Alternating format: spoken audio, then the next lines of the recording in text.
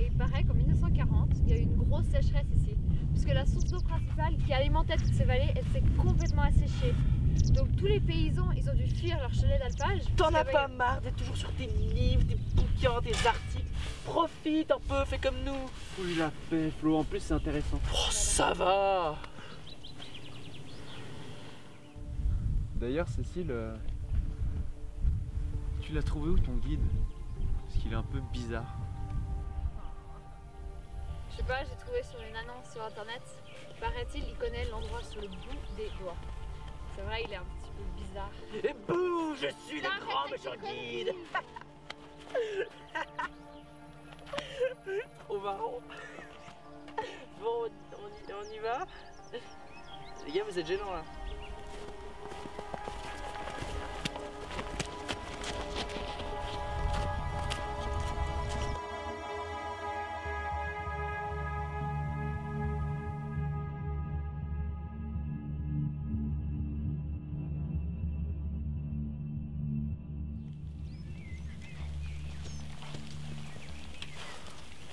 Mais pourquoi on s'installe là? Il y a de la neige partout. Oh, je suis trop crevé. Ah.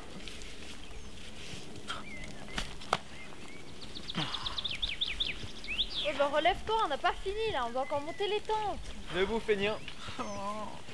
Vous êtes sérieux? On aurait pas pu prendre un autre endroit, sérieux. Et on peut mettre là, c'est pas mal, non?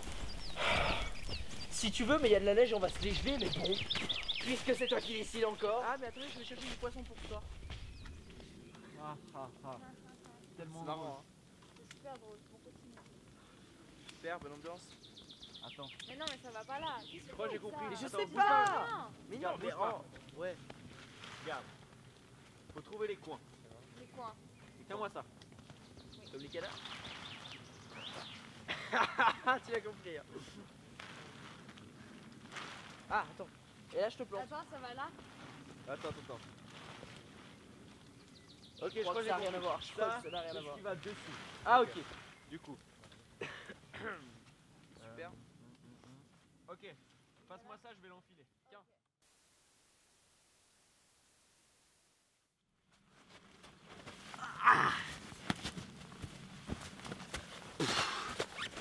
Une heure pour monter ces putains de tentes.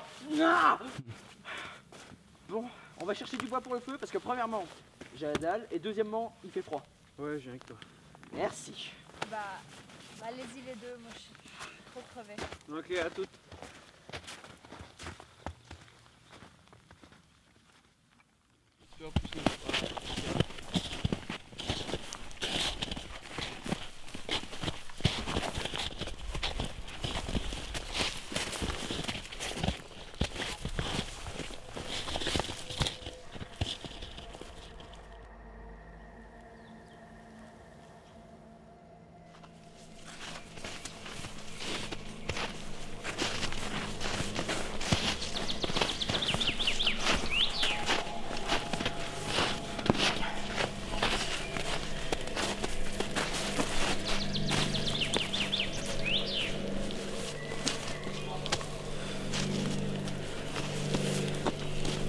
Et du coup, il se passe quoi entre toi et Cécile?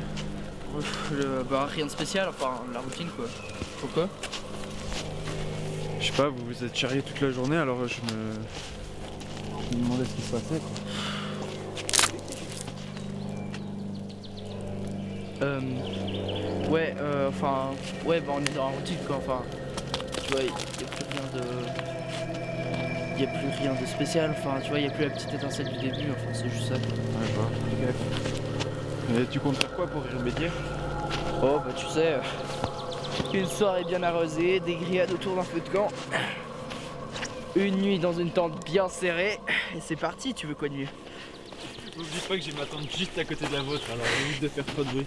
Ouais, c'est vrai que je suis un vrai animal, ça va être difficile. Oh putain de merde! Oh la salope, elle m'a fait peur! Viens, on se casse. Ouais, attends, je l'apprends, ça peut être marrant.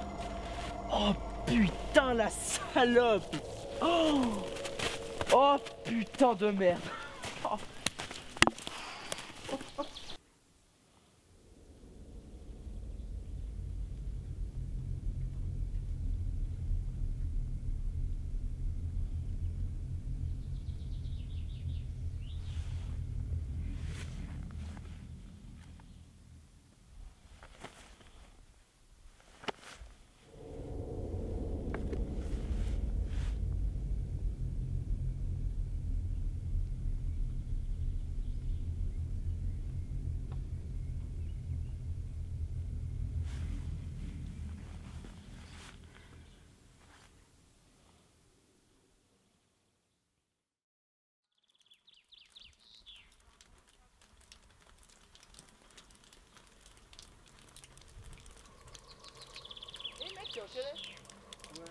on va voir ce qu'il y a dedans, attends.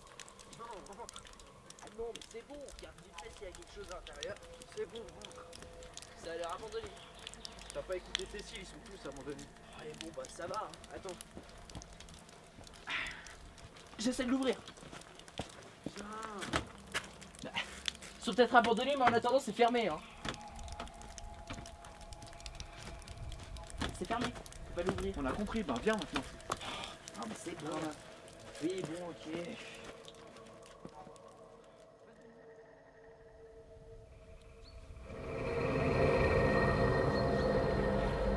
Vous avez pris du temps, vous étiez où?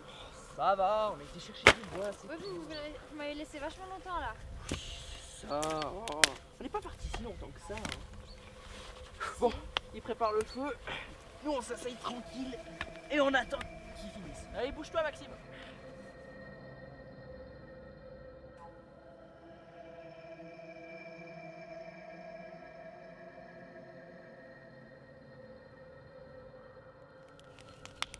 Oh, attends, je t'ai pas raconté. Avant, quand on allait chercher du bois, à un moment, enfin, tu vois, ça glissait de ouf. Et il y a Maxime, il est tombé. Mais alors, mais comme une merde. C'était magique, magique. C'est trop kiffant. Moi, j'étais mort de rire. Lui pas. Ouais. De toute façon, je trouve ça drôle ce genre de truc. Donc, Mais attends, mais c'est marrant. Enfin, je sais pas. À raconter comme ça, c'est un peu de la merde. Effectivement. Maxime Maxime, ça va? Ouais. Désolé, je suis un peu troublé.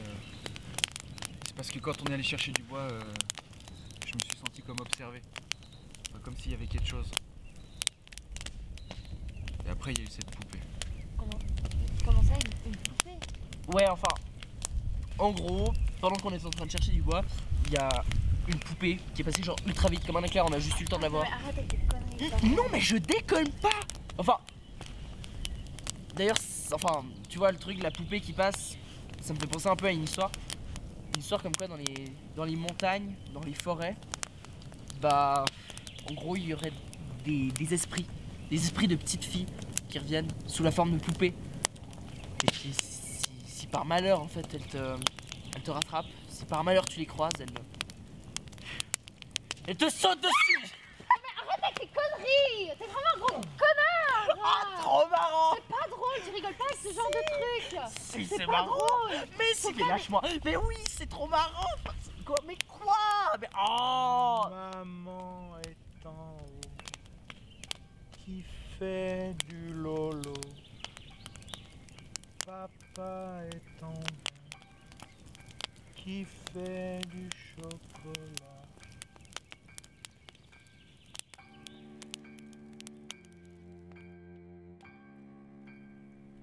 Elle a une histoire.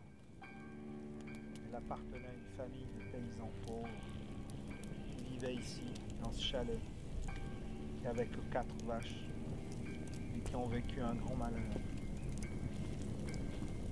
Ils ont eu 2 filles, Justine et Sarah.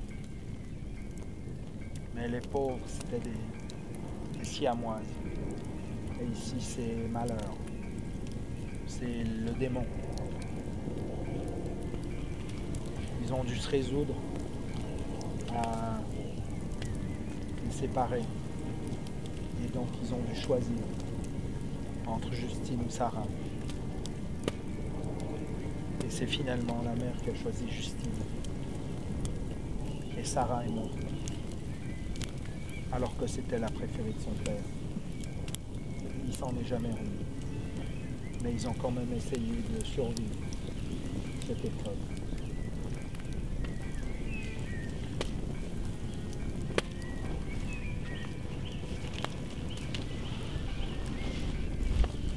Et puis les années ont passé. Justine a essayé de grandir comme toutes les autres filles. Et puis un jour, les sources se sont taries. Le père et la mère ont dû se résoudre à faire tuer les 4 vaches. Et ils sont partis au village. Et ils ont laissé Justine toute seule. Un soir. Alors qu'elle était toute seule dans son lit,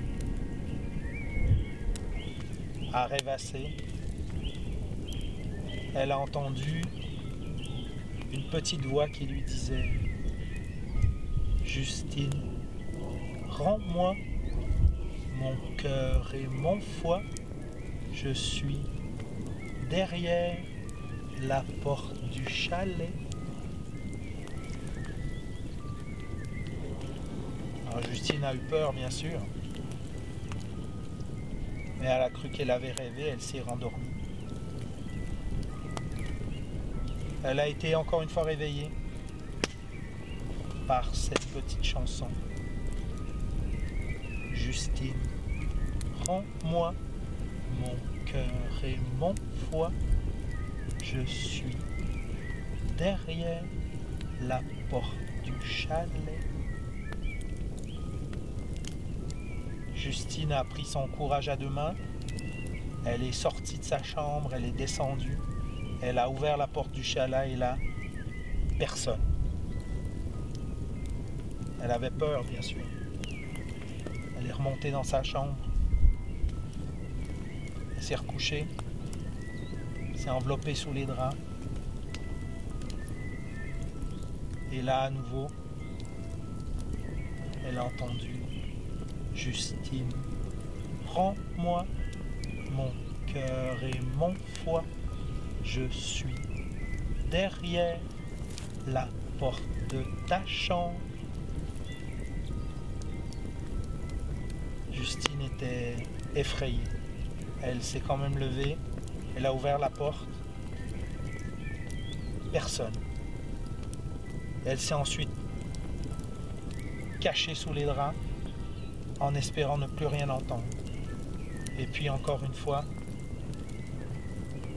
Justine, rends-moi mon cœur et mon foie, je suis derrière la porte de ta chambre.